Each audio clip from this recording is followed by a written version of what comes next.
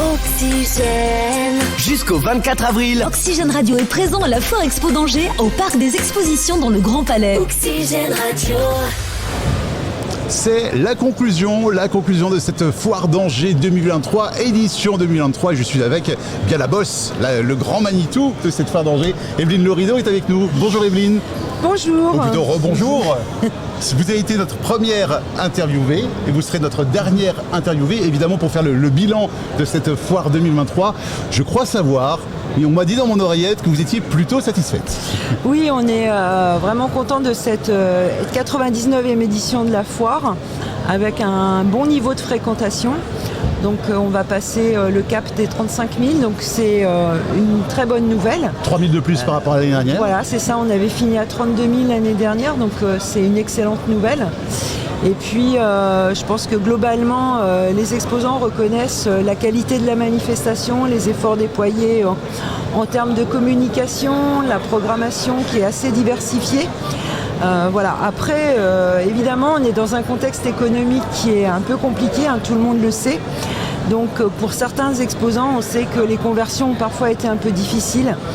Mais là, on est sur des problématiques de pouvoir d'achat qui ne dépendent pas de nous, malheureusement. Et bon, on sait très bien que c'est un cycle. Donc à un moment, ça va repartir. Et il faut rester, du coup.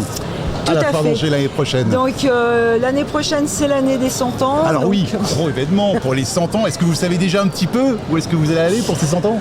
On est déjà en réflexion. Pour le moment, on n'a pas de programmation arrêtée, mais on veut vraiment faire un événement exceptionnel dont on se souviendra.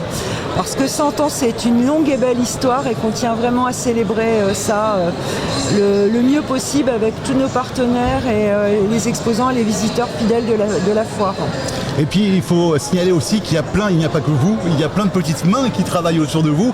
L'équipe est exceptionnelle, vous êtes quand même très nombreux. Oui, c'est bien d'en parler parce qu'effectivement c'est vraiment un travail collectif. Où on est une grosse équipe autour de la foire avec des commerciaux, l'administration des ventes, les opérations, le service communication.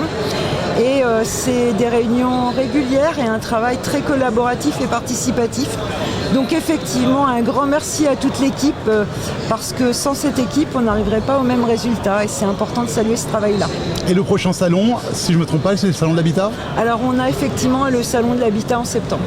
Je crois que j'ai croisé certaines de vos petites mains qui me disent déjà y travailler parce que oui, en effet, un salon, ça se prépare 6 mois, 1 an à l'avance. Oui, c'est à peu près le temps de travail nécessaire à l'organisation d'un salon. On va dire que pour être bien, il faut être environ sur 9 mois de délai par rapport à l'organisation d'un événement. Qu'est-ce qu'on peut vous souhaiter ? C'est comme un bébé qu'on oui, c'est ça, attend. C'est un bébé. Alors votre prochain gros bébé, finalement, c'est les 100 ans. Voilà, exactement. Et on a hâte de célébrer ça et on a vraiment envie de rendre l'événement particulièrement attractif pour bien fêter ses 100 ans. Et si vous voulez fêter ça avec la foire d'Angers, fêter les 100 ans avec l'équipe, eh bien vous contactez Evelyne Lorido ou ses équipes à destination Angers. Evelyne, merci beaucoup. Merci et à bonne vous. fin de foire. À bientôt. Oxygène. jusqu'au 24 avril, Oxygène Radio est présent à la Foire Expo d'Angers, au Parc des Expositions dans le Grand Palais. Oxygène Radio.